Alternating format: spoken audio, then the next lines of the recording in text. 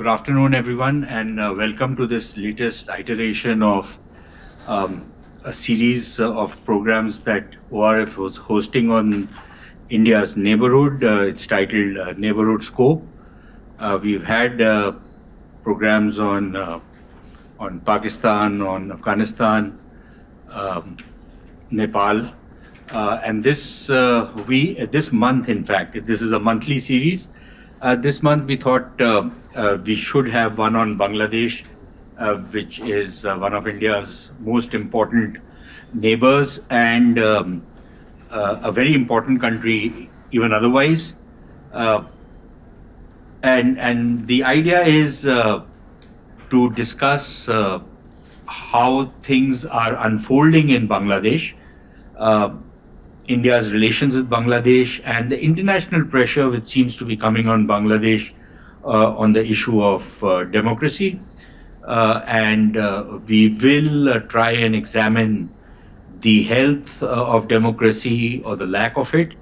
Also, in the course of this program, the rules of the game are very simple. I'm just supposed to be the moderator, but we'll keep this conversational, and I'll just shoot off a few questions.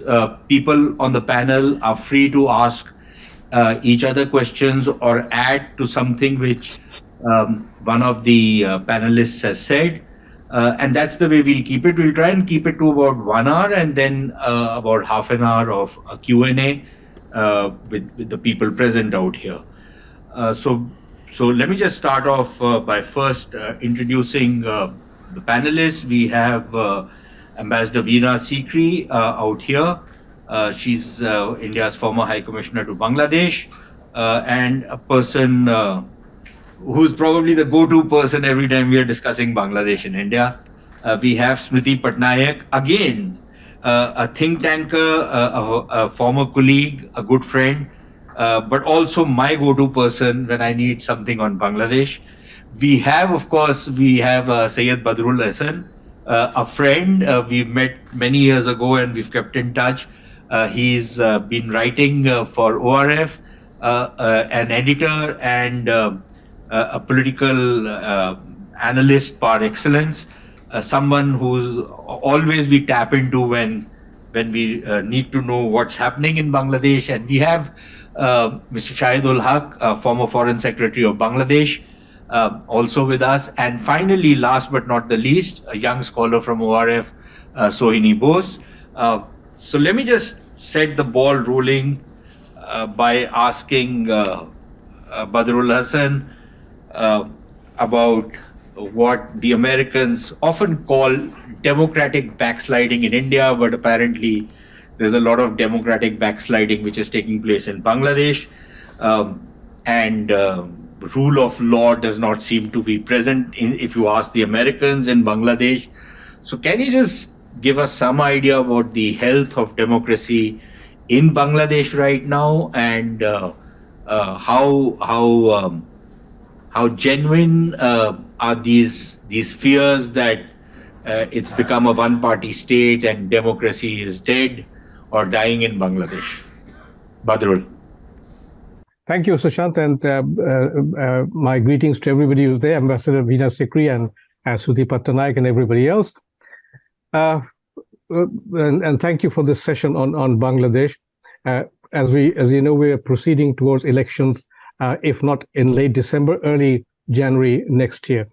Now, of late, we have been very concerned with developments in and around Bangladesh, and one reason is the pressure that the country, I will not just say the government, the country, Bangladesh, the People's Republic as such, is undergoing from the West, especially the United States.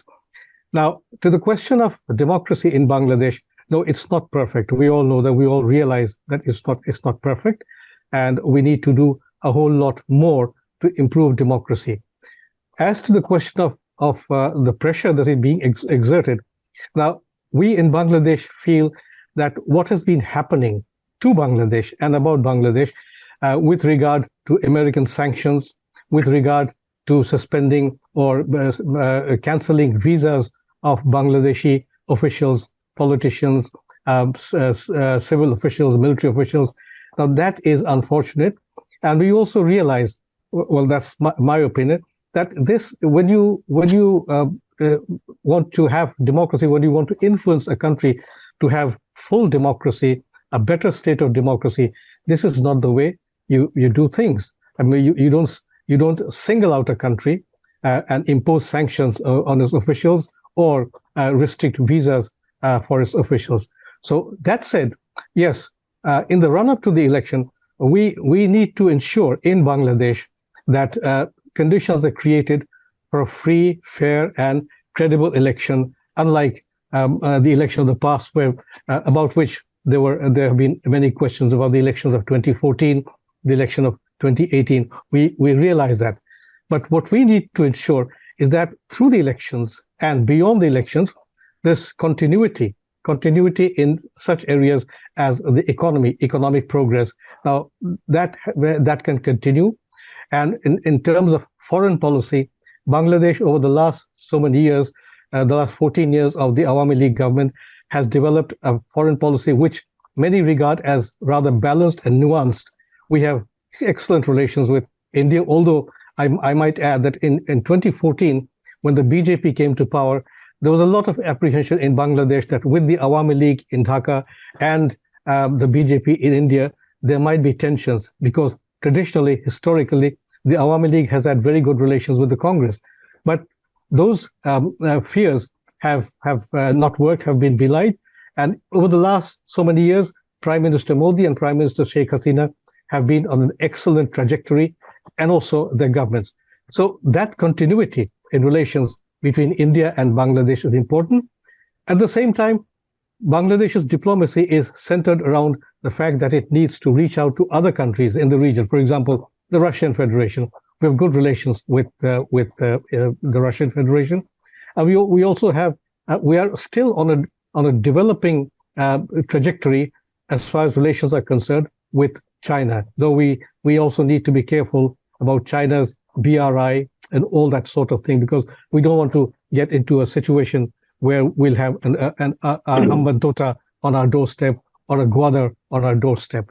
So that said, as for the elections, I mean, whether as to a question of democracy, now the difficulty with Bangladesh is, unlike every other country which believes in democracy, that we are today in a situation where two political parties, the Awami League and the BNP, they pursue politics which is as divergent from one another as conditions can allow. It's unbelievable, because with the BNP, there's always been the problem of history, the interpretation of Bangladesh's history.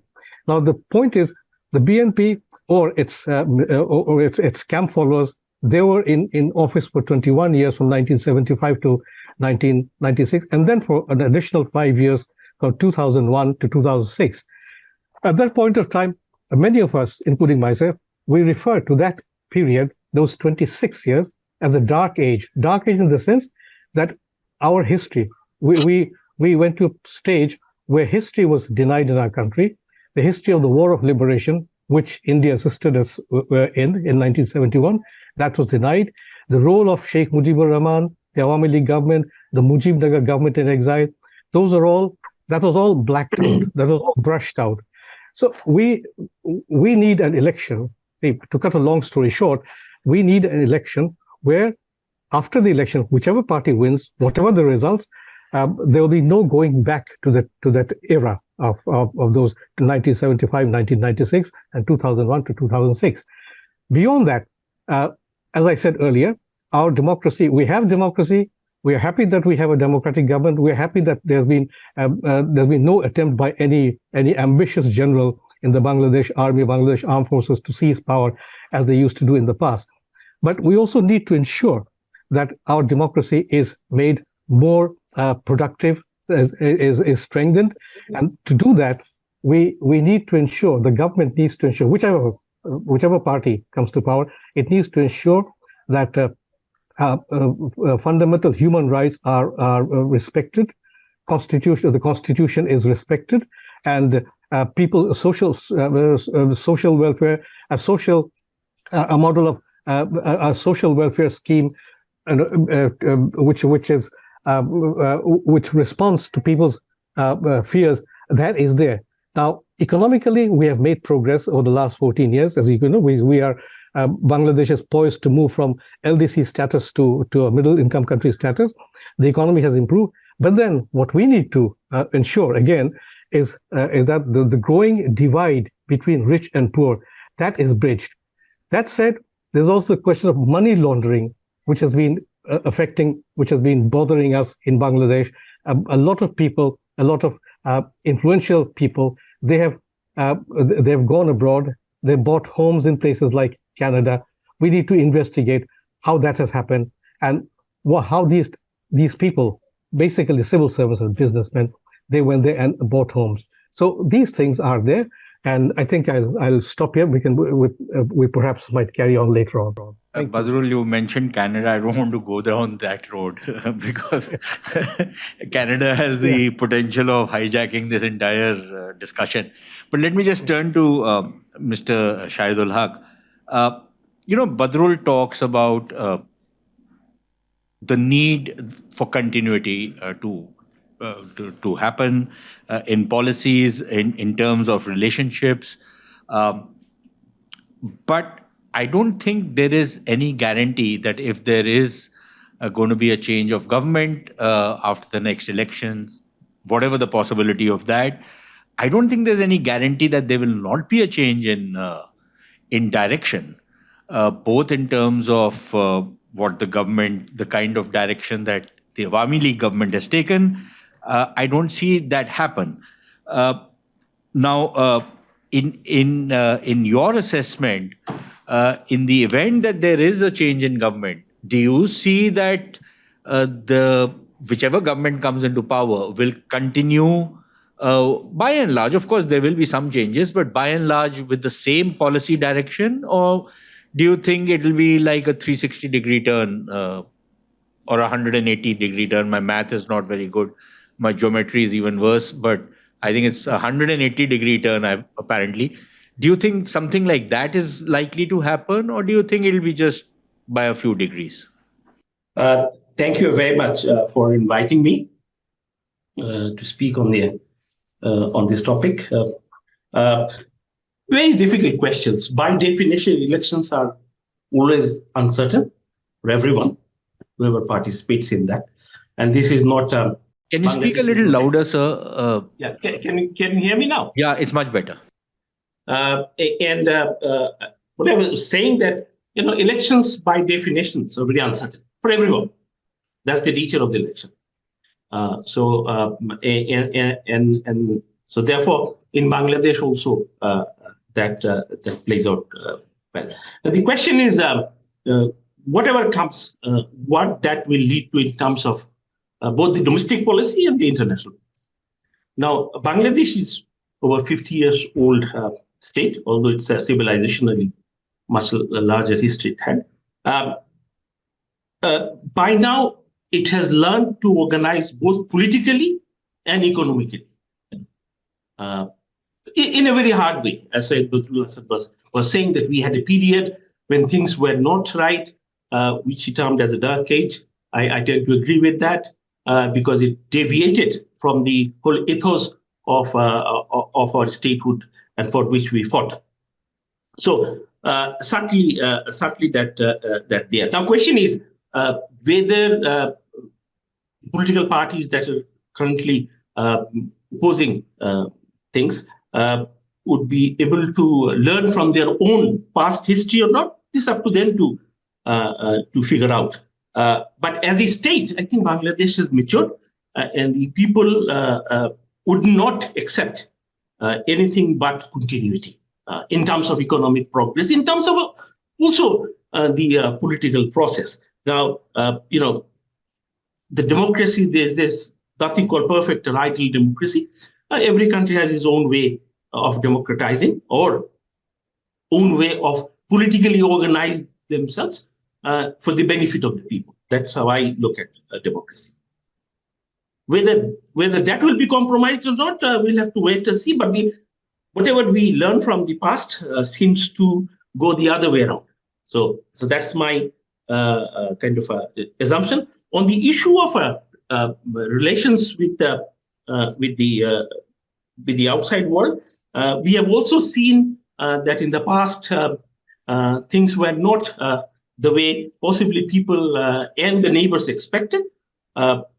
Whether that will come back or not, it's very difficult. But all likelihood, because you also talked about, I think you'll bring the whole issue of pressure. Although I don't want to use the pressure, it's part of the geopolitical game that I see. I don't see it as a pressure, and Bangladesh, both the people, government, and the nation is sort of used to playing with that, playing in the game, because we were born out of a huge Cold War game, and we survived. There was speculations that as a state possibly Bangladesh would not survive. So we have learned as to how we navigate during the difficult period, and I'm sure that whoever comes to power, they will try and learn from the past and create a new future. Now, coming back to the whole issue of continuity, certainly, stability and continuity all aspire. We know when there is not stability and continuity in the neighborhood, it's not only Bangladesh, but in the regions of us. So we had an uninterrupted kind of stability for 15 years. And that has brought a fundamental change, not only in Bangladesh in terms of economy, but also in terms of regional stability and regional growth and security, for that matter. So that's how I wish to see that whatever happens, there will be continuity, there will be stability. I don't think people of Bangladesh at this stage will accept anything but stability, and some of the basic direction of state has been tested time and again. So we are on the right path. So we hope, and I hope that the continuity will prevail for the betterment of the people. Thank you. Thank you, sir. I was going to go to Ambassador Sikri, but let me first turn to Smriti, because the way you look at Bangladesh's politics very closely, this seems to be, there seems to be a sense that there is a kind of a churn which is underway.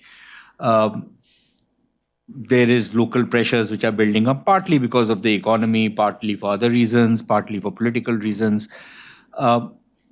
If things start becoming a little, if the flux kind of increases, what is the possibility of any kind of an extrajudicial intervention, extra constitutional intervention? We've seen that in the past in Bangladesh. I think the shadow of the army on Bangladesh's politics has receded, but it's still there, somewhere lurking in the background. In your assessment, do you think that's still a possibility, or do you think Bangladesh has moved on from that particular era where, when things started going really out of control, the army would jump in?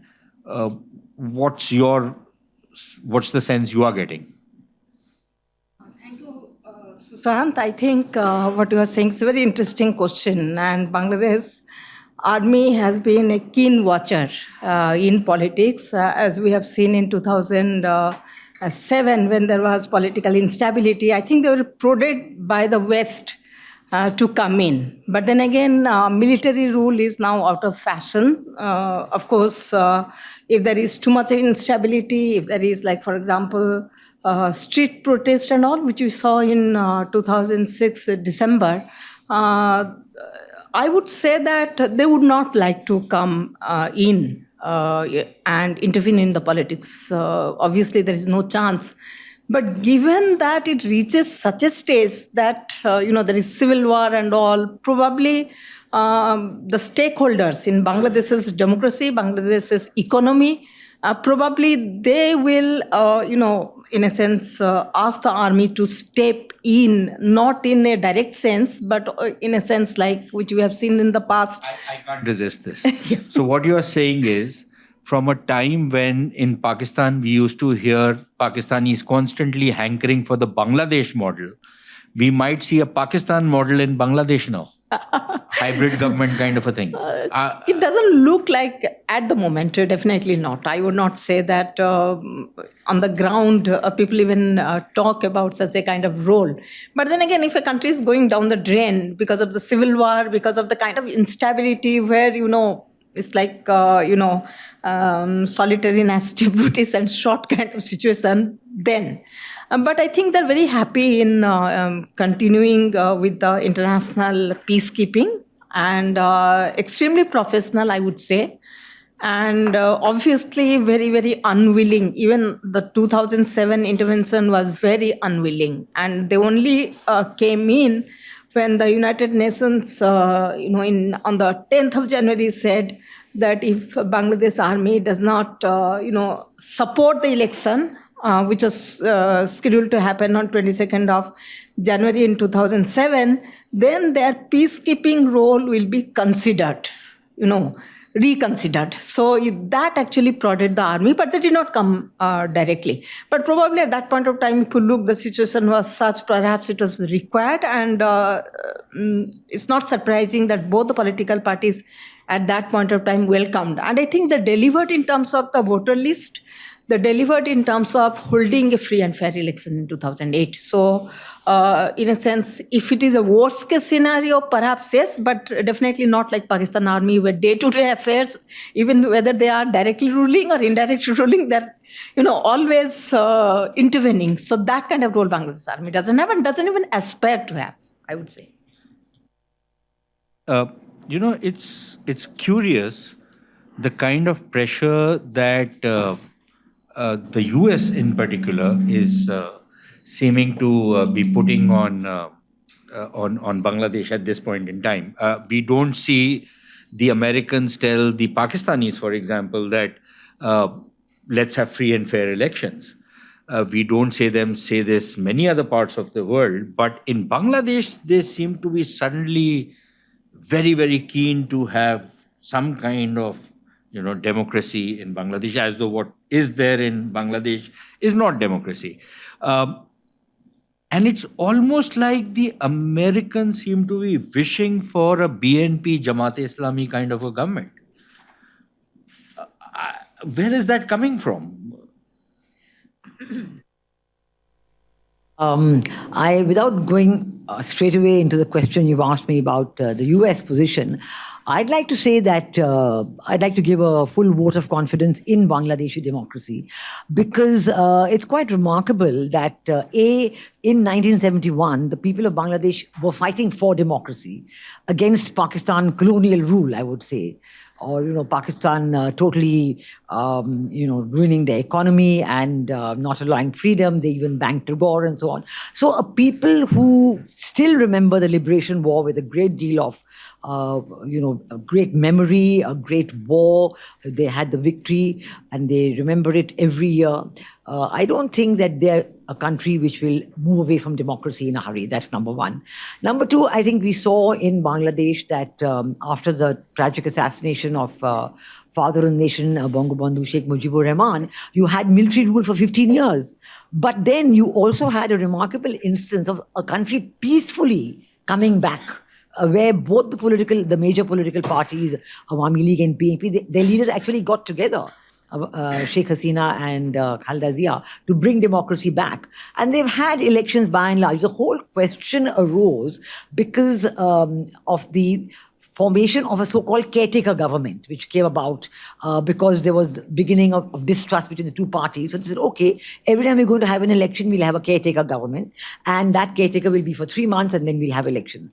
That worked a couple of times, 2 or 3 times, but then I think it was Khaleda Zia's government which actually broke down the system, because she changed the rules of the game by revising the retirement age of judges. And the system broke down irretrievably, couldn't come back. So and then you had, of course, because of that, the army-backed caretaker government for 2 years. But in the 2008 elections, Sheikh Hasina came back, and ever since then she's been in power through elections. There have been elections in 2008, 2014, and 2019, and now the next one maybe in early 2024. So I think that you cannot have any doubt that the institutions of democracy exist in Bangladesh. The judiciary, the election commission, the parliament, the executive, they're all there, they're all functioning, they're growing from strength to strength. And the result is, of course, a very strong economic growth for Bangladesh. You don't have many countries in the region or even in the world where you've had a 6% plus economic growth running for a decade or more than a decade, which has really taken a very large number of people out of poverty and which has transformed Bangladesh from a least developed country into a middle-income country, we'd say a developing country. So taking them out of the LDC category. So I think that there's a lot to be said for Bangladesh as a case of prospective good growth, and good growth cannot take place without good governance. And also that in the last 15 years, have you seen there haven't been any kind of the civil war that Smriti spoke about, and there's absolutely no evidence of that. There are differences of opinion. There are calls for going back to the caretaker government. That was very strong. And the opposition party was petitioning every government in the world saying, we must have the caretaker government. That is actually what led to the belief that, maybe without the caretaker government, free and fair elections are not possible. But actually we know, including in India, that we don't have any system of caretaker government. We have a strong election commission. And I think the world knows that free and fair elections take place in India regularly. So I think that it was very much a politicized issue. And we do know that the BNP, Jamaat Islami, other parties, they do a lot of lobbying all over the world. And that, I think, led to a narrative that the elections are not free and fair. Must do something about it. Perhaps that is where it all started. But I can say, even in the dialogue with the US, which is your direct question, I think that, yes, they have put all these sanctions against individuals and they're calling for free and fair elections. But, during the last G20 meeting 2 weeks ago, President Joe Biden was seeing in a very pleasant conversation with Prime Minister Sheikh Hasina, and he was even taking selfies of them together. And those selfies, appeared so much in the Bangladesh media, and the people are now, quite convinced that everything is okay. Of course, the dialogue continues. Of course, the questions continue. But ma'am, 2 weeks later, they added a couple of more names. That's the narrative. That's another narrative which is going on. And I think that to change the policy, I don't see it happening in the few months left. But I think the question is, do you really believe that free and fair elections are not possible in Bangladesh? I think that is the question that we have to answer. The Americans have been doing this system with many other governments in the world. Bangladesh is not the only one. I think they have had a lot of visits by senior dignitaries from America, from different parts of the government, different parts of the State Department. They come to Bangladesh. They have open conversation and meetings with the leaders, with Prime Minister, other ministers, and with people in civil society. So that dialogue is continuing. I agree, it's very unusual to express this through sanctions against individuals. That's certainly very unusual, but it's not that it never happened. But I do think that gradually, through the process of dialogue, the elections will go ahead, and any queries are to be answered. There will be outside monitors. There will be monitors who will come and watch the election process. And perhaps the very fact that Sheikh Hasina won 3 times in a row, could it be because sometimes the opposition refused to participate? So, lack of participation, and then blaming the lack of participation on the government and think that's why the government won again. It's the opposition party which should actually take part. Participation is a key element of democracy. It's the most vital element of democracy, whether it is for the people voting or whether it is for the political parties. They must take part and they must express themselves through getting support through the ballot box. So I think that's what is happening in Bangladesh. And I would say this election, I think, will go well. Let's see what the outcome is. Let me just turn to an international aspect of what the American pressure which is being put in. I'll come to you, Sohini, on that, because you've been working on the Indo-Pacific, and Bangladesh straddles the Indo-Pacific. It's a very important country for India, for India's security. I think it's a very important country for Indo-Pacific security. How is this going to play out, this kind of unnecessary, undue pressure, at least in my view, that is being put on Bangladesh.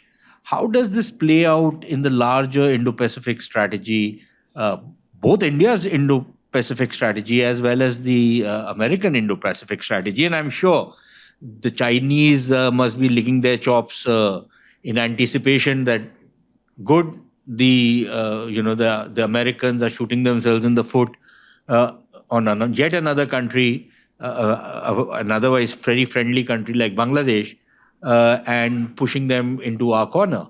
What's your take on what's happening, purely from an Indo-Pacific point of view? Thank you for having me on this panel, and it's an absolute privilege for me to be here with such an illustrious panel members. And I will just put forth my humble opinions to you and for your consideration. So as I understand it from your question about whether the American pressure will push Bangladesh further closer to China. And for that, let me just talk to you first about, how important is Bangladesh for these major powers which are characterizing the Indo-Pacific at the moment, and why is it so important? Now, as we know it, Bangladesh, for its geography, is absolutely pivotal for the Indo-Pacific interests of the countries such as China, Japan, Australia, America. It is situated at the peak of the Bay of Bengal, at the confluence of the Indian and the Pacific Oceans. And, it overlooks the important choke points, sea lanes of communications in the Bay of Bengal that are so vital for energy trade. And also, Bangladesh in itself is a gateway to the markets of South Asia. It holds the key to untapping the potential of India's resource-rich northeastern territories, Nepal, Bhutan. So it's a very important country as far as Indo-Pacific is concerned. But what is very important is that we understand the character of Bangladesh at this moment, if we are to judge what its Indo-Pacific policy is all about. At this moment, 52-year-old Bangladesh is consolidating its position as a middle-income country that is coming about. It is shedding its shadow of being a least developed country.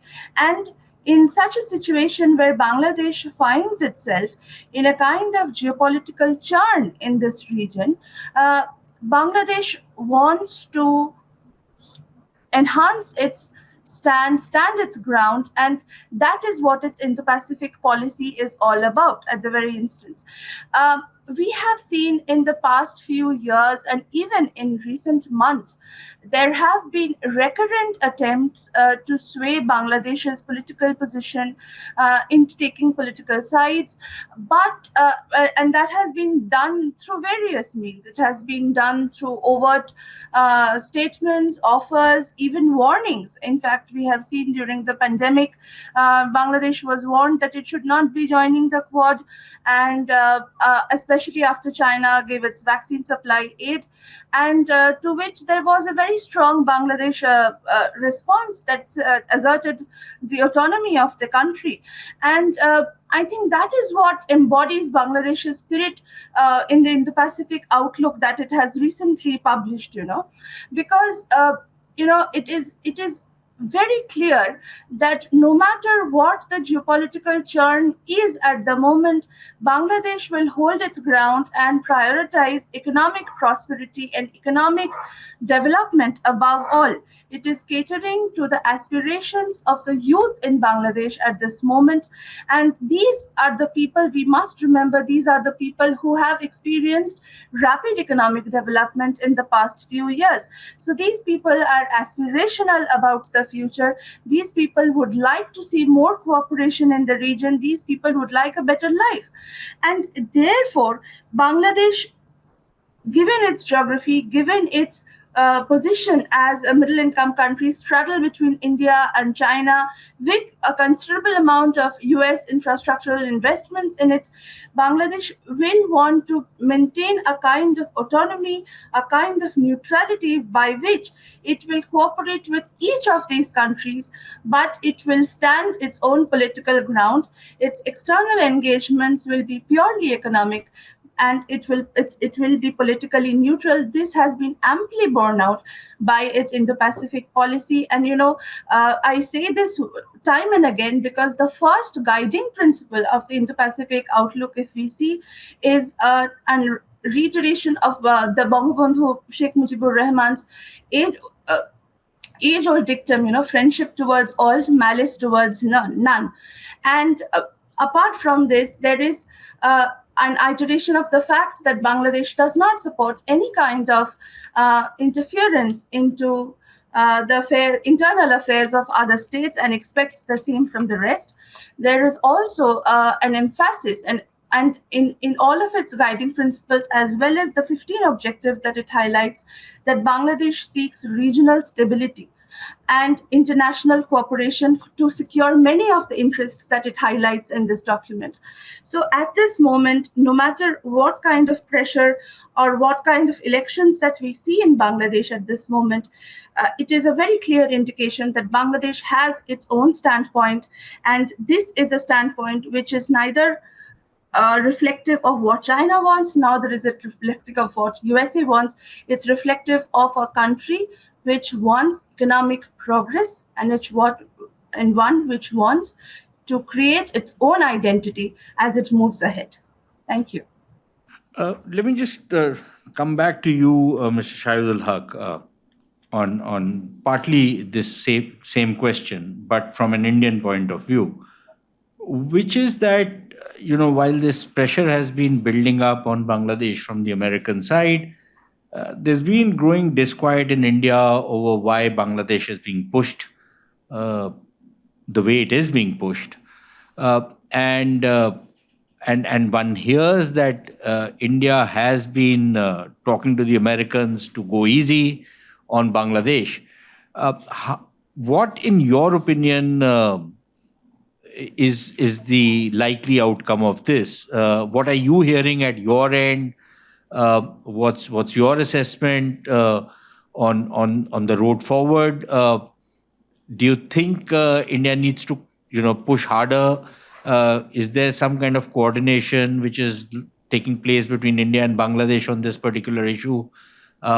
What are you hearing, sir? Thank you very much. I think Toshini has very nicely tried to bring in some energy and spirit into the Indo-Pacific outlook at Bangladesh.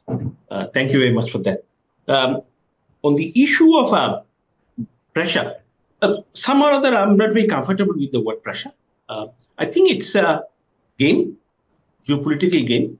Let's put it in this way, and it's pretty normal. I mean, every country sort of comes across time when they have to play multiple games in a multiple layer. Whether someone would take it as a pressure or not, I would certainly not take it as a pressure. I would say it is part of growing up, part of navigation, and also part of playing with others. Before I sort of bring in India into it, Bangladesh is central to the Bay of Bengal. That's very important. It's very central in terms of location and with the new maritime boundaries and all. Certainly, not only in terms of a vast sea, but also in terms of potential, including economic potential. People say there is a deposit of rare earth materials along bay. So all kinds of stories. So certainly, it is of attraction by all. I wouldn't single out America as creating pressure. Currently, I see there are 4 major players that's sort of looking at Bangladesh and trying to create their own sphere of influence. China, even Russia, lately has come out very open. And then East, and also then on neighboring India. So that's how it's. And now the question is how Bangladesh leadership and the people will play out. Now, the Indo-Pacific outlook that we see, it has been articulated lately, but it doesn't mean that Bangladesh has been functioning in a vacuum. It had actually a very clear strategy to navigate between the major powers under the leadership of Prime Minister Sheikh Hasina, and that has been fairly successful in terms of keeping the balance. So that's how I look at it. I don't call it a pressure. I think Bangladeshis should be smart enough to play with the game. It's a game that you have to play. And if you continue to say it's a pressure, then you will come under high blood pressure. So that's my conclusion. Now, coming back to the expectation from India, I think it is the interest of the countries in the Bay of Bengal, not only of Bangladesh, but also certainly of India, because of historic connections, because of the best relationship we enjoy. There are certain expectations from government people of Bangladesh, from the government and people of India. Now, at the end, we all function under national interests. How much we will stretch in terms of national interest, that's the leadership of India may be able to decide. That's not something we need to call. But we see that there is a strong feeling of holding the hand of difficult time of the Bangladesh people. That's how I see it. India has always come with a friendly hand during difficult times of Bangladesh, not only in 1971, but afterwards also. So that's the expectation, and that's also my expectations. Now, if there is an instability in Bangladesh and surrounding area, it will hurt everyone, and especially in the areas of security. Business can wait for a while, but security cannot wait. So the security concern feature was very prominent. And we have seen in the past how security could become a big sensitive emotive issue between the two countries. If that is taken as a lesson, I think we all should be working together to create this stability. And I'm happy to see, because I now stay most of the time in Delhi, and I see that in the academicians, in the policymakers, there is a more feeling that stability is critical and crucial. In fact, in the Indo-Pacific. Now, whether that is percolating down to the West, that I'm not privy to that discussions. I think there are various narratives coming out of the various power centers, and we'll have to wait and see how it crystallizes before the election. If it is a game, then certainly before you go reach the final stretch, you possibly will be sort of compelled to change your course, given your national interests. So that we'll have to see whether the national interest of India, national interest of Bangladesh, and national interest of the big powers coincide or not. If it doesn't coincide, then there's likelihood of a instability.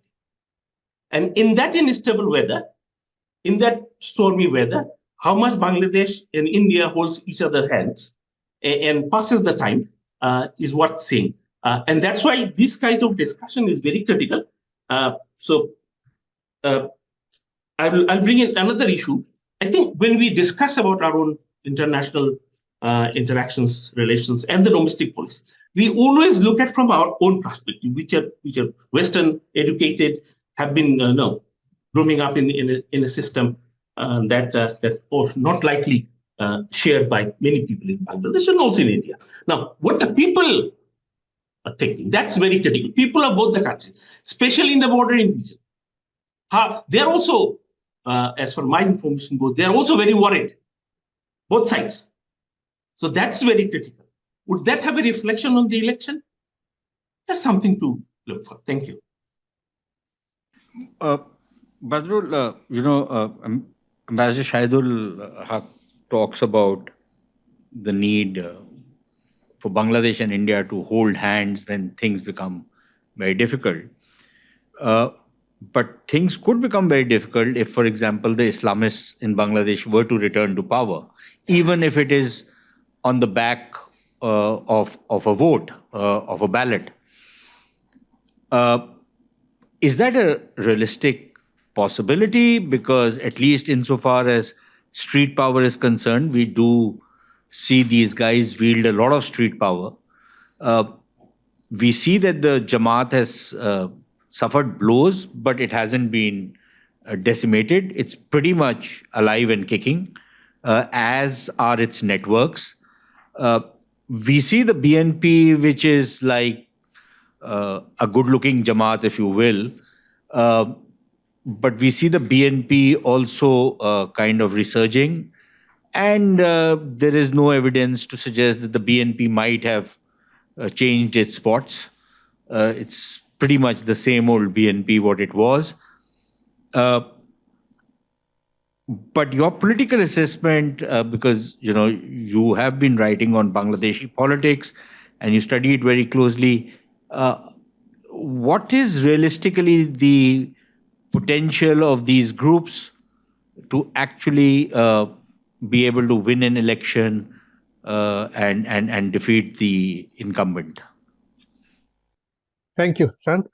To your question about these right-wing people, these fundamental Islamists, if I may use the term, I don't think in the past the Jamaat and other religious parties or parties based on religious politics, they have not won an election.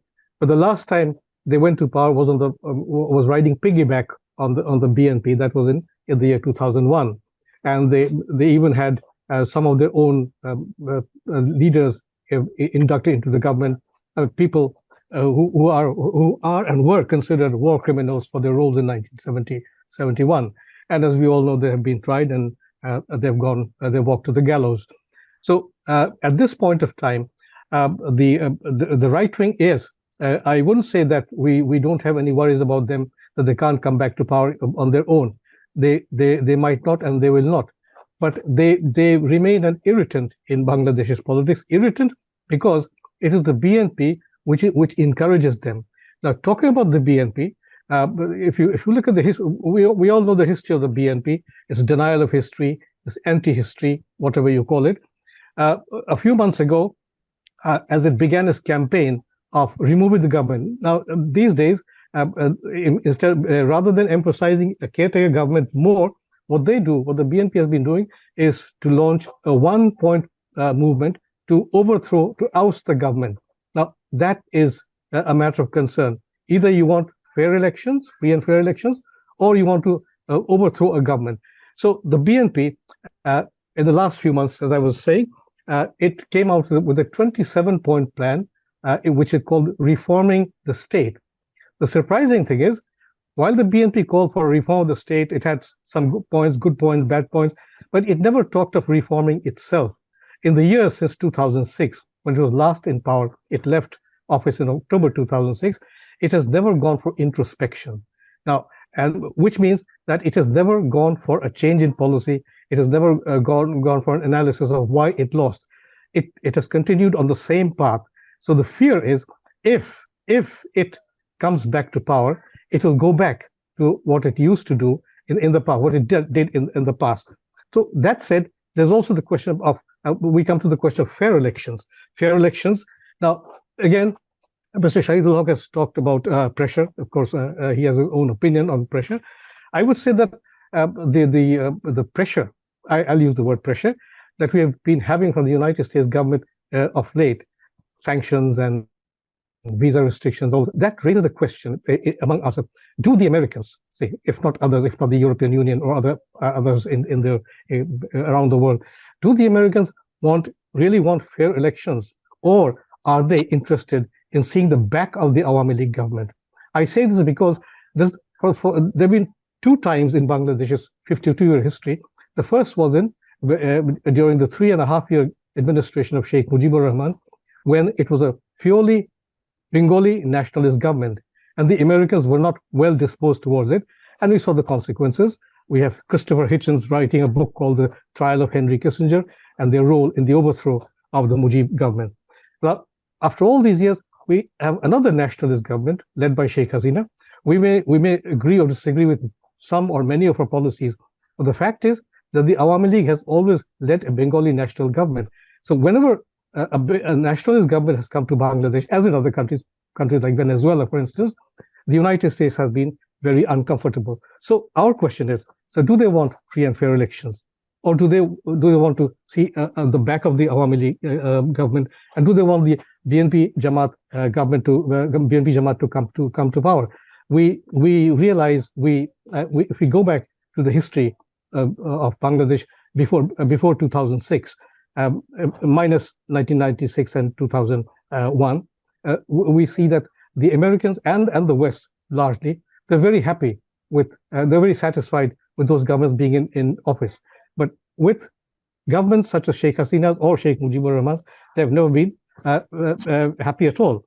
So now they are there, and I mean, but in this context, it's very important that India and Bangladesh hold, as Mr. Shahidul Haq said, hold each other's hand. India is a force for stability in the region, and Bangladesh, the Awami League government has been a force for stability in Bangladesh itself. So we need this relationship to be carried to a higher level.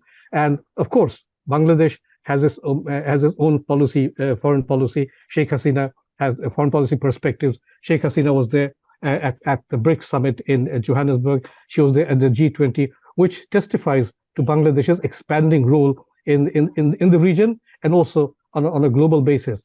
But the point where we begin is to maintain steady and good relations with India and develop those relations in not only in the economic sphere, not only in bilateral Dhaka-Delhi ties, but also in areas such as the Rohingya refugee crisis, where India could play a role, and also in offsetting the pressure that we are having from the West. India, of course, could play a role, although diplomatically it's Bangladesh's job to respond to all these pressures that it has been under. But as a neighbor, as a good, friendly neighbor, as our friendship goes back 52 years, there's never been any tension except in between when the right wing was in power, when the BNP and its camp followers were more inclined towards developing relations with Pakistan. Otherwise, we have had very good relations. So finally, one last point. Yes, the BNP has the opposition wants to reform the state. It has not reformed itself. So which is why I'd like to go back to the earlier point that we need continuity, not just in economics, not just in foreign policy, but also within the country. Because if continuity is not there, if the opposition does not come around to the idea that things as they have happened in the last 14 years should be kept intact, that will be a problem for the country. And finally, we also need at this point to inform the world around us that we need to go back to the fundamental principles that were enunciated in 1971. Basically, secularism. Now, secularism has taken a beating in Bangladesh over the years, and even now we are suffering from the ramification of that.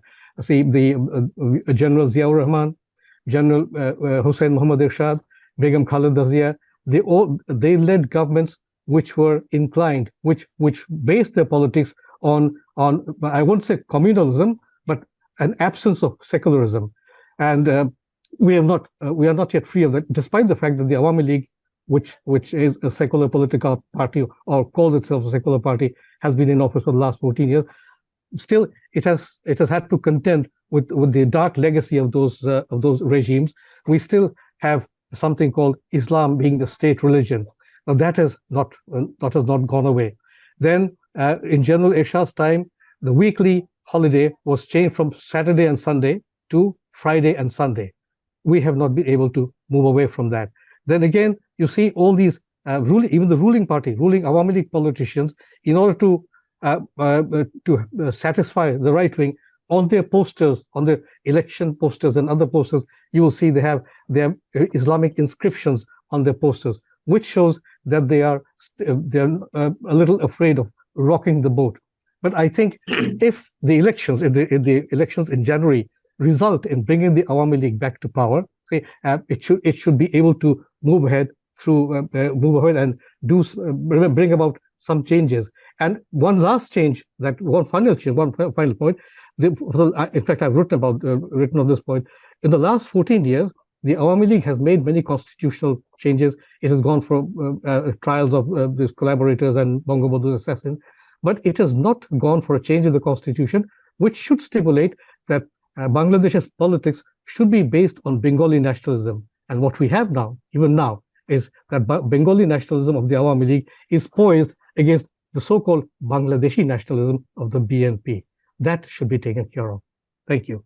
I believe, yes, Mr. Shahidul, you wanted to make an intervention. Just a brief sort of emphasis. While I fully agree with Badrul Bhai on many of the explanations, I think we need to take the active role of Jamaat and affiliated parties, especially during and up to the election. There's no reason that they should be taken very lightly.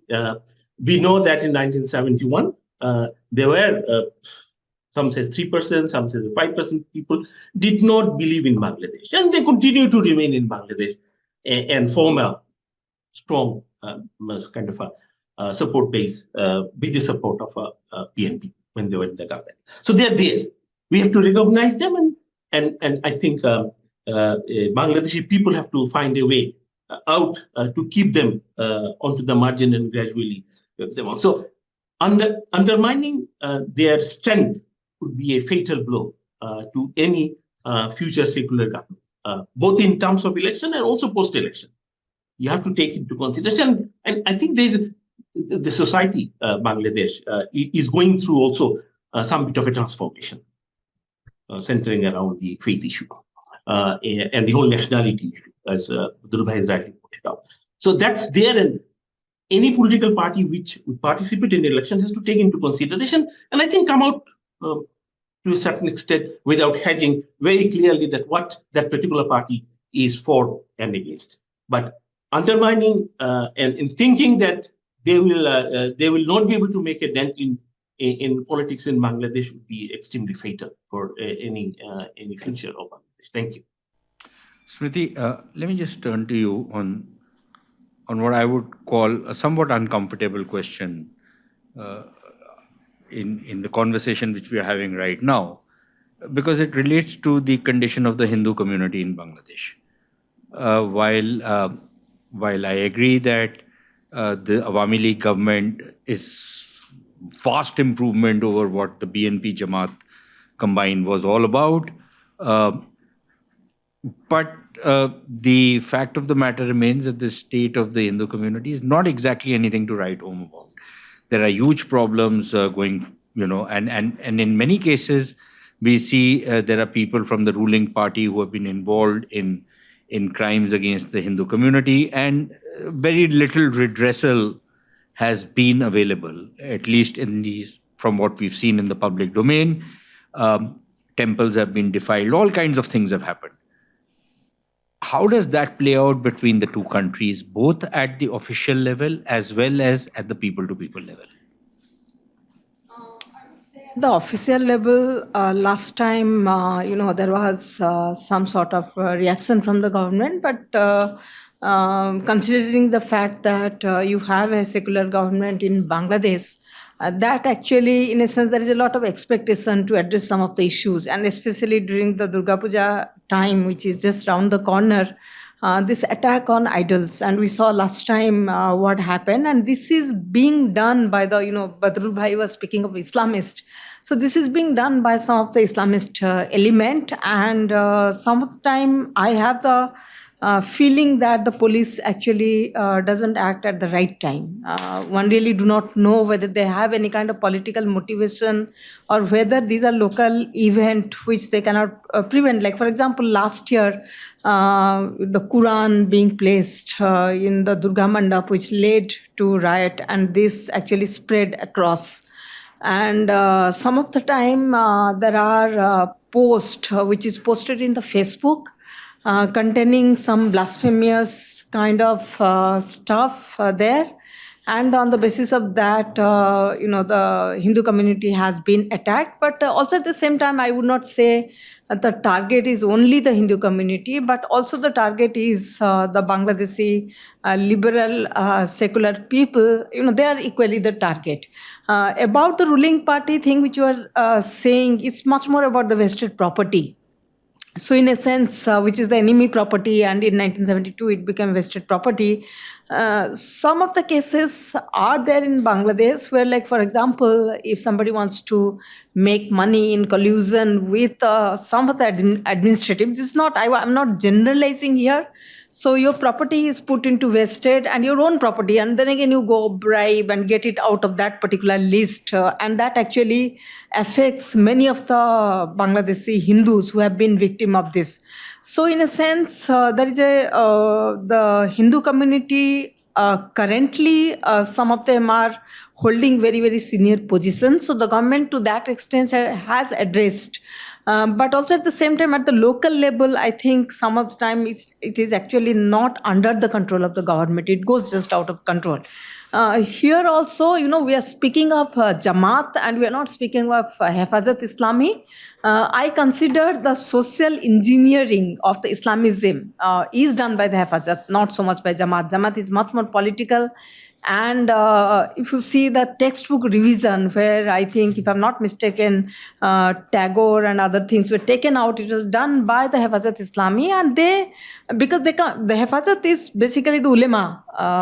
They are supposed to be apolitical, but the secretary of Hafazat Islami also holds a position in, like, for example, Khilafat Majlis and that kind of thing.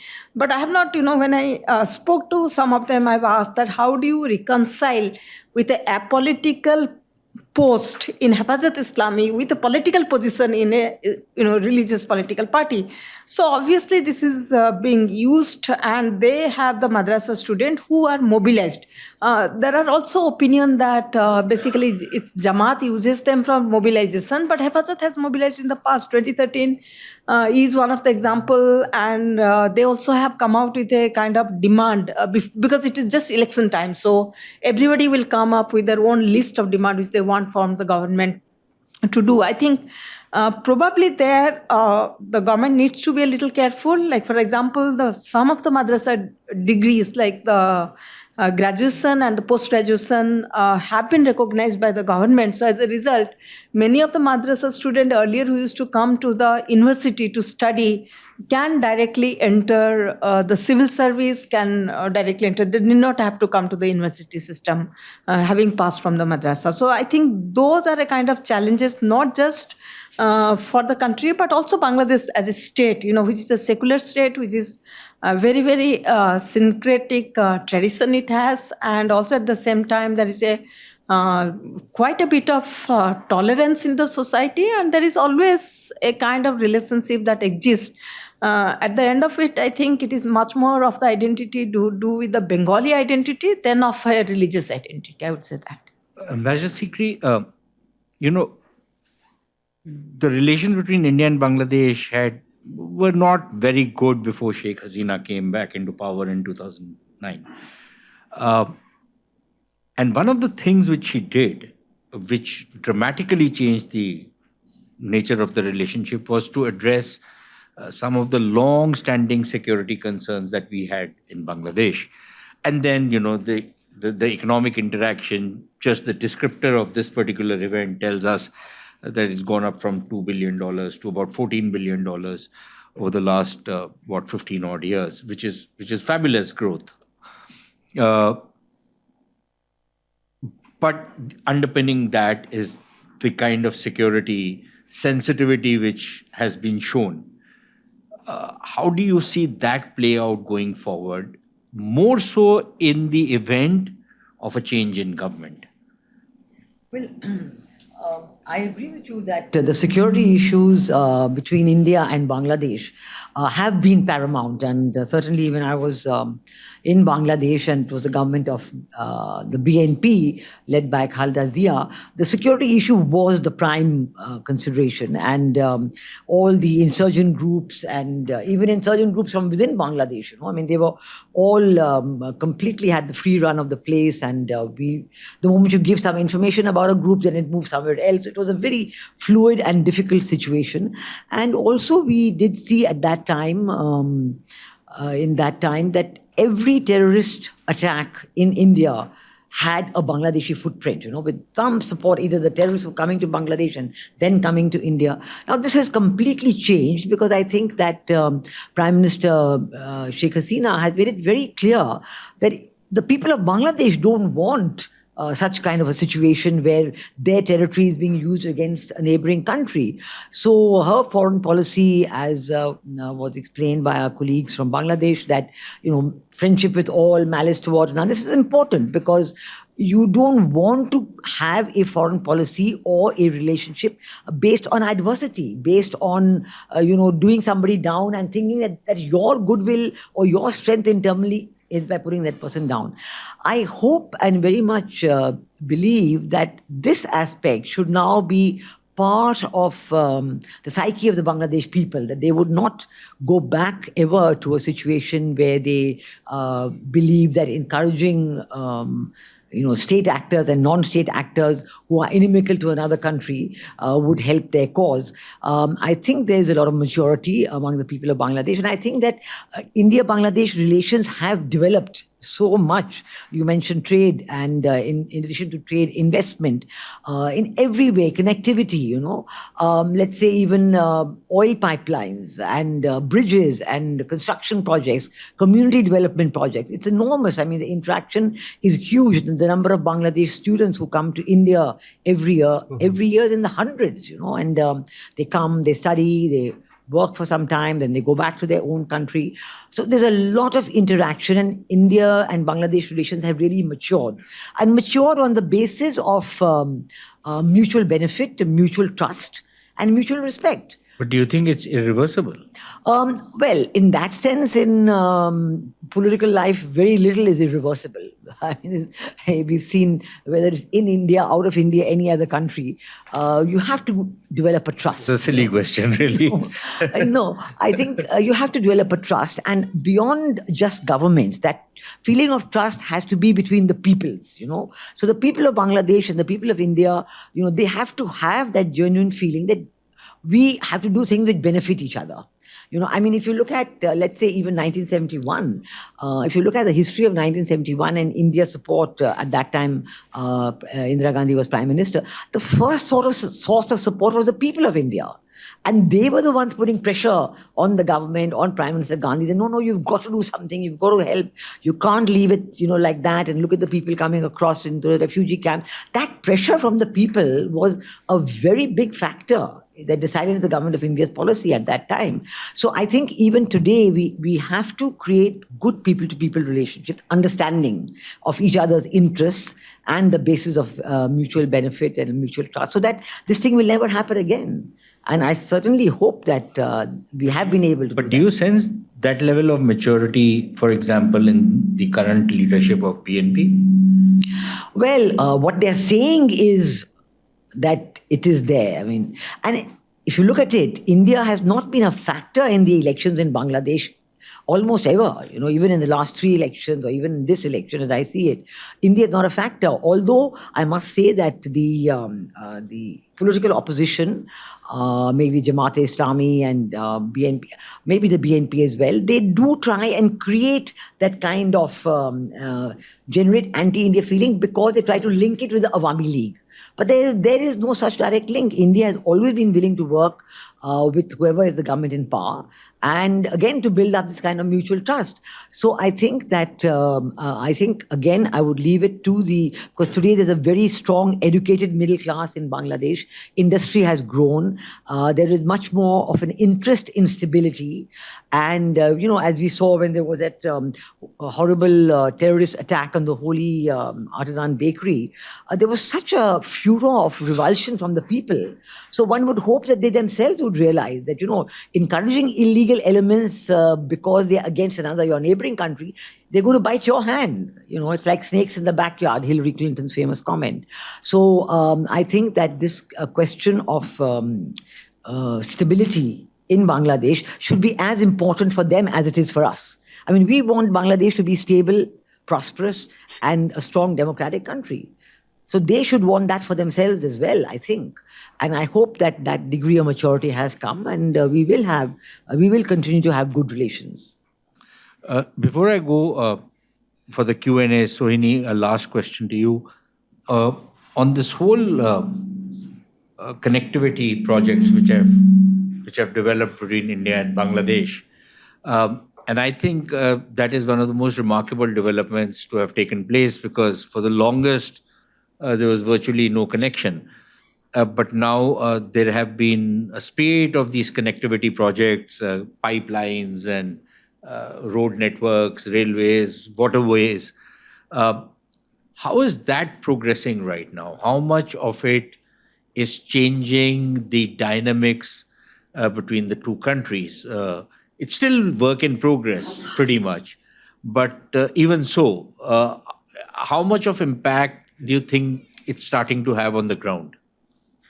What I wanted to say, India's connectivity with Bangladesh is unlike any other connectivity initiative that perhaps India has or Bangladesh shares. Because for one, this is a kind of a natural partnership that India has with Bangladesh, because it is, if you look at it geographically, it is a contiguous territory. And for, until 76 years ago, it was the same country. So it is an effort to rebuild linkages that were earlier there, build new linkages which can enhance convenience. And so Bangladesh for India is not essentially a market, or it's not essentially a strategic outpost. No, it is merely a very important neighbor with which India needs to have better connectivity for its own prosperity, for its own for its own citizens. And therefore, as we have seen in the last few years, and even before that, since the Awami League government has been in place, there have been multiple connectivity projects that have been trying to link the two geographies together, not only in terms of physical connectivity, but in terms of energy connectivity, in terms of people-to-people connectivity. And there have been a plethora of projects in this regard. So, and this has also especially been the case in Bangladesh, because if I can say this, foreign policy has been the strong points of Sheikh Hasina's governance in Bangladesh. And it must be remembered that foreign policy is always driven by domestic demands and domestic requirements. As a part of that, foreign policy in Bangladesh requires connectivity and development is one of the trump cards of Sheikh Hasina in the upcoming elections. In that respect, I would like to draw attention to two kinds of connectivity that are at the absolutely forefront of India-Bangladesh relations right now. One, as you have already mentioned, is energy connectivity. That is vital. And in recent years, we have seen that Bangladesh is facing a major power crisis, where it has faced nationwide blackouts, and the port operations have stopped, and it had the ready-made garment industry has suffered a lot of setbacks. And against these kinds of crises, which the opposition have highlighted as criticisms against the government in their public rallies, India has stepped up, and there are two projects, mainly 2 to 3 projects that I would like to highlight in this regard. One is the pipeline, India-Bangladesh Friendship Pipeline, that has been launched. Then there is the Maitri Thermal Power Plant project that has also been inaugurated. And finally, we also have the national electricity grid that is coming up, where Bangladesh can import electricity from Nepal via the Indian grid. So these, these criticisms which are being leveled against the Awami League government, it has taken developmental steps in partnership with India, which are an answer to these problems. This is one aspect of connectivity between India and Bangladesh as far as energy is concerned, which is very important. The other aspect that I would say is very important in this India-Bangladesh relation is maritime connectivity, because Bay of Bengal is an extremely important part of Bangladesh's foreign policy, domestic policy. It is Bangladesh's third neighbor. And for India as well, the Bay of Bengal is increasingly becoming important with its Act East policy, with its neighborhood first policy. So maritime connectivity is vitally important, and the uniqueness of this maritime policy that India-Bangladesh is trying to forge through India's engagement in Bangladesh's ports is that it will not only revive maritime linkages between the country, but also give India's northeast, which is sort of cut off from the rest of the country, with an outlet to the sea, which is important for its own prosperity, which is important for its own security. So maritime connectivity via the Chattogram port, via the Mongla port, is vitally important as far as India-Bangladesh partnership is concerned. And so as far as connectivity projects, it's progressing. Old railways are being revived, new ones are being started. But if we are talking of the continuity, which was earlier mentioned, if we are talking about regional stability, regional prosperity, it is these two connectivity agendas which will be at the forefront of India-Bangladesh partnership in the years to come. Thanks. Let me just, my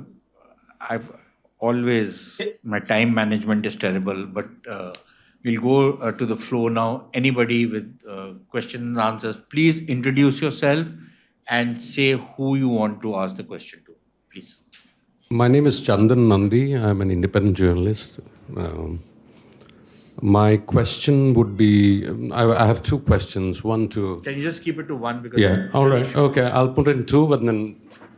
Anyway, it's a quick question.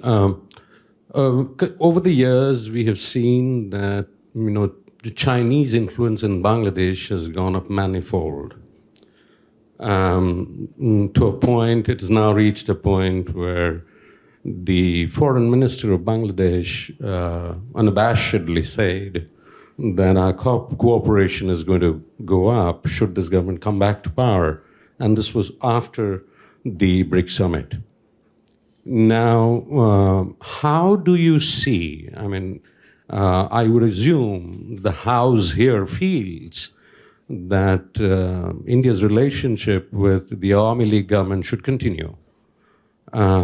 In the event that it does, how do you see that the Indian vision of Chinese preponderance and Bangladesh's vision of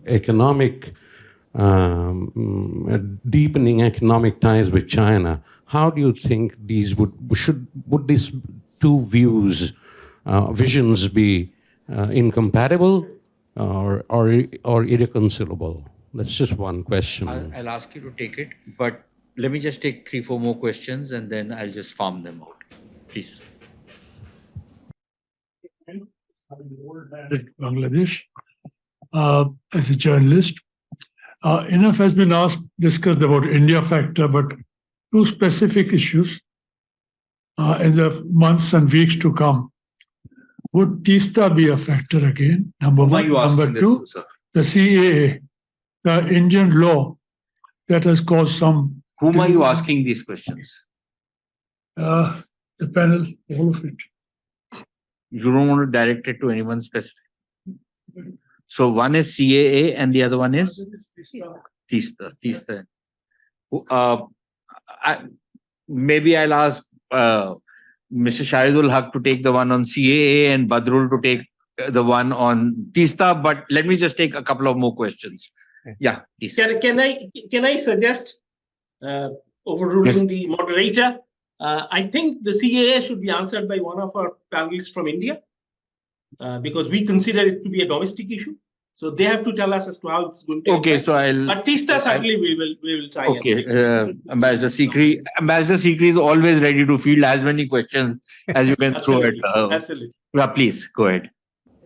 Just wanted to ask you, in general, there is this issue that has been there for years, wherein whenever the BNP has come to power, and even today we were discussing the same thing, that there is lack of support for bettering of ties with India. But is there a way that we could actually have bipartisan support for better ties with India in the years to come, considering the investments we make and how much we are trying to build the Bangladeshi economy and with all the connectivity projects? That's what I wanted to ask. Thank you. Okay. Hello, everybody. I'm Samidha Jain, a student from Delhi University. So my question would be targeted towards two people, Ambassador Sikri and Sushant Sareen. So we all talk about how Mujibur Rahman was the founder of SAARC, SAARC. But today, when we talk about SAARC and Bangladesh, they don't go hand in hand. Though Sheikh Hasina has regraved the foreign policy with India and talk about the increased Bangladeshi involvement in the international relations, there is not much done with SAARC.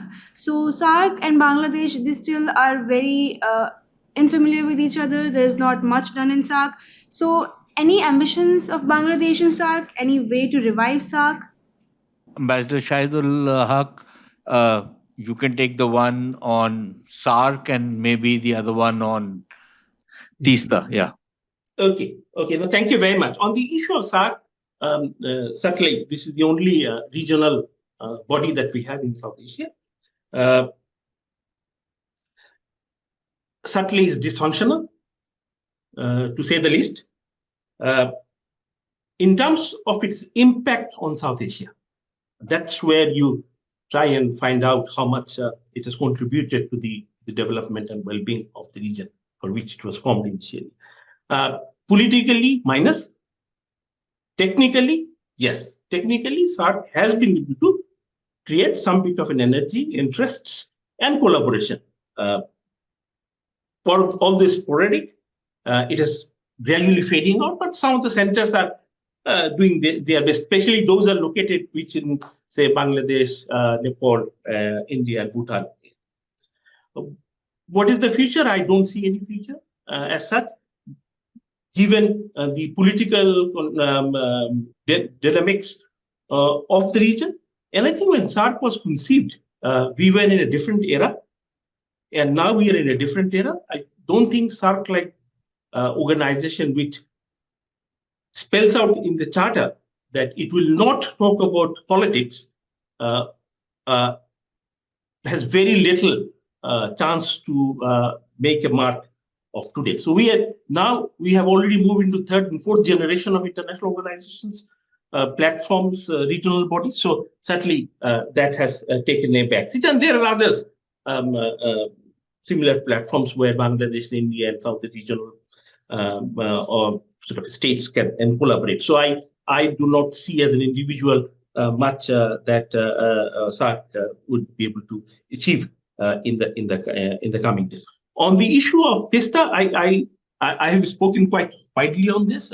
I think if India and Bangladesh wouldn't have negotiated TISTA, I think the relationship would have been a little better in this area. So that's my take, because it has done a huge damage at the people's level, rightly or wrongly. That I leave the future to judge. But I think it would have been better if you didn't have a TISTA on the table for signing. Before I go to Ambassador Sikri, Badrul, you want to say something on TISTA? Yeah, very briefly. Well, TISTA is fundamentally, and at this point of time, it's an Indian problem. And we recall 2011 when Ms. Banerjee, just elected chief minister, was supposed to accompany Prime Minister Manmohan Singh to Dhaka. And everything was ready for a signing of a treaty on the TISTA, on the sharing of the TISTA waters. She backed out at the last moment. So since then, it has been there. And I think the problem now needs to be dealt with at two levels. First, the Indian Union government should be able to persuade the TMC government in West Bengal that a settlement is necessary, because our government happens to be a national government, and obviously a national government cannot deal with a provincial government or state government in a different country. That is one thing. That is one point. The Indian government has to take the lead. Prime Minister Modi and Chief Minister Mamata Banerjee have to come to an arrangement over the peaceful waters. And about SARC, responding to Mr. Shahidullah's point, I think, frankly, SARC is as good as dead. I won't say. I used to say till 6 months ago that it's comatose. It's not comatose anymore. It's dead. So I think the countries in the region, India, Bangladesh, Bhutan, Nepal, and maybe even Myanmar, we need to go forward toward formulating a new organization. And more importantly, we have been talking about this. I've been to many seminars, media seminars in the subcontinent over the years, and we've always talked about people-to-people links. But one fundamental problem that we see even now is that when we journalists get together in any of these South Asian capitals, we talk of visa problems, easing visa restrictions, but those problems are still there. Say, journalists in the region, whenever we decide to travel to some other country, from Bangladesh to India or to other countries, or from India to Bangladesh, journalists face a lot of problems in getting those visas. So I think problems like these should be eased and they should be tided over. Thank you. Please go ahead. I was just because there was a question among the panelists that the whole issue of connectivity. I assume the inherent question was politics of connectivity. I think the politics of connectivity in the region has fundamentally changed. I remember when we were having 15 years back the whole issue of transit, how politically emotive, how controversial the whole thing is. I'm glad that both the Prime Minister could reach to a conclusion and is currently being implemented. That has also changed the people's perception in Bangladesh, hopefully in India, as to these are good, these are not destructive, the connectivity initiatives. And I think now, if you look at the Bangladesh, northeast region of India, and the Japan trilateral, which is basically a huge corridor that's being discussed, and I've been closely monitoring it in Bangladesh, there has not been a single negative comment or publicity, because people have realized that if you get connected with the growth centers, starting from down Himalaya to Bay of Bengal through Tripura, and then with the investment, this will bring benefit. So if the two countries can show to people that these are some of the things that will benefit both, then things also change. So that's a very good example. Somebody should do a research on that. Thank you. Yeah, Ambassador Sikri. Thank you. That's a whole lot of questions. Let me quickly begin with the China question. Well, I think the first thing China has to realize that it is not a South Asian country. China is North Asia, north of the Himalayas. SARC is for south of the Himalayas. And China wants instead to be considered, as much a part of South Asia as anybody else. Now, that position, maybe in the early years when they were trying a very intrusive approach in all the countries of South Asia, including in India, I would say, maybe they had some traction. But I think over the years, the traction has considerably lessened. And you do find that even in Bangladesh, where there are so many projects done by the Chinese which haven't done too well, and also the BRI projects where there's so much indebtedness which has come to countries like Sri Lanka, for example. The Hambantota port has been taken over by China for 99 years. So there is a lot of reserve, a lot of worry about it. And you do see that originally where the reaction of the countries to the BRI was different, now it is different. I think it all depends on how that country does. Even in Bangladesh, so many even coal mining projects, there have been individual problems, or some projects have not been completed. So while you may like to be there for economic and political reasons, I think China's own internal problems also have created a kind of a slowing down of their activities in these countries. So to come to the CAA, I would say, first of all, that the CAA is not anything to do with the Muslim religion or anything to do with the people of Bangladesh or anything like that. It's just a very specific amendment to a legislation which was dealing with refugees who had come to India before a certain date, and they had been experiencing great difficulty in terms of living, in terms of their children getting educated and access to health and so on. And it was meant for that, but it became a political issue. And I think because it became a political issue, so in Bangladesh also it was perceived as something based on religion, but it had nothing to do with, it does not affect a single Muslim citizen of India, for example. Not at all. I mean, there's absolutely, it doesn't affect the Muslim citizen of any other country. It's just a very specific issue to deal with people who had come as refugees in the post-partition period, but it's been completely politicized. So I think that's the problem. Let me talk about SARC. You're right that SARC, you may consider it dead or comatose or anything, but let me tell you, I think that sub-regional cooperation is alive and growing. I think, for example, the BBIN, which is a sub-region of SARC, that, Bangladesh, Bhutan, India, and Nepal, they are strengthening their cooperation. They're talking of motor vehicle agreements, and they're talking even of trade in electricity. What we were doing only between India and Bangladesh, which is the trade in electricity, is now being expanded to Nepal selling selling electricity to Bangladesh, and Bhutan selling electricity to Bangladesh. And all this inter-regional, sub-regional grids are being talked about. So I think that sub-regional connectivity is very much alive. And also I would talk about BIMSTEC. I think BIMSTEC is also strengthening. The headquarters of BIMSTEC is in Dhaka. And we look to the government of Bangladesh to actually strengthen cooperation through BIMSTEC. And I think that is a great possibility. TISTA, I am not so negative on TISTA as Ambassador Shahidul Haq is. I do think that one has to recognize, first of all, that the TISTA agreement only has percentages. The draft, it's supposed to be a draft, it's supposed to be confidential, but everybody knows more or less what it has. It only has percentages. So percentages of what? What is the actual flow of water in the TISA? For me, that is a critical question.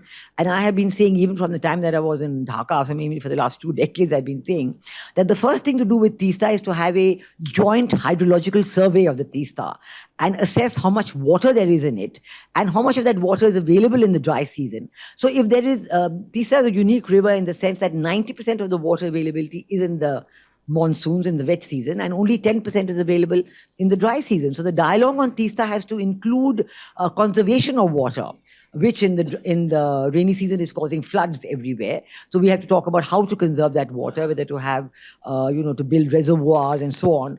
So that the dialogue on TISTA has to change. We also have to talk about non-water intensive crop cultivation in the dry season in the TISTA area. So accentuation of flows, conservation of water supply. There's a lot of dialogue on TISA, which will be necessary even if the TISA agreement is signed today. That would still be necessary. Of course, I agree. Yes, it has become because of the TMC government in West Bengal. But even if it were to be signed today, all these dialogues would still be necessary to make it an operational agreement. So I do think that the politicization of the TISA agreement has been one of the big problems, which perhaps can be toned down on. I think on trade, I think it's, when we talk about the links, intra-South Asian links and SARC, I would like to say that we have to push intra-SARC trade a lot more.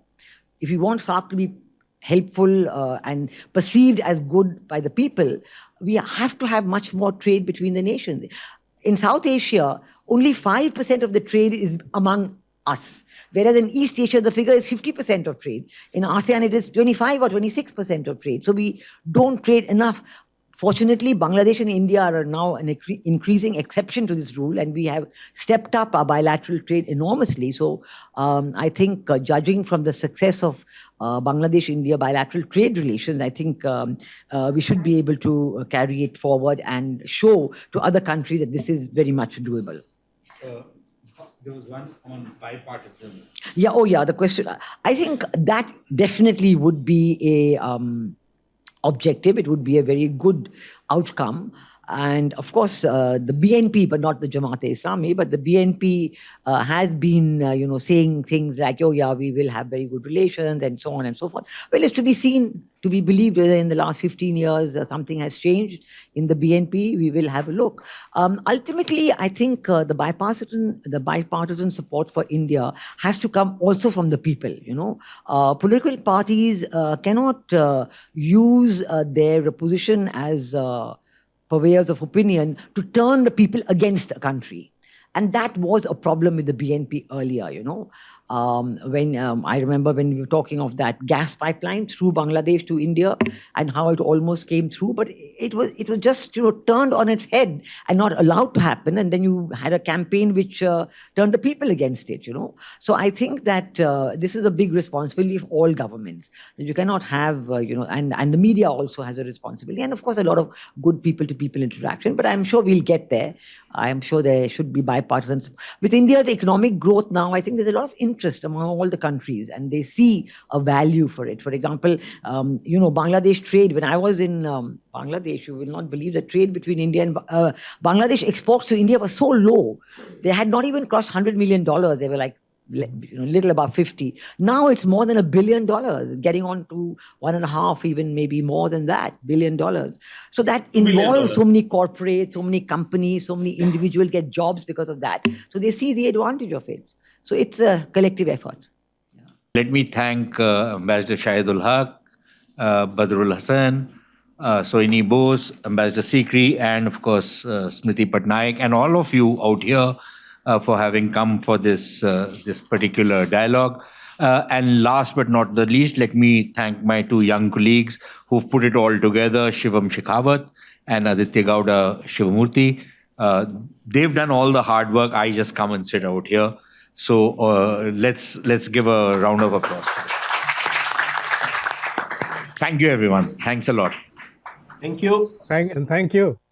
Thank you so much.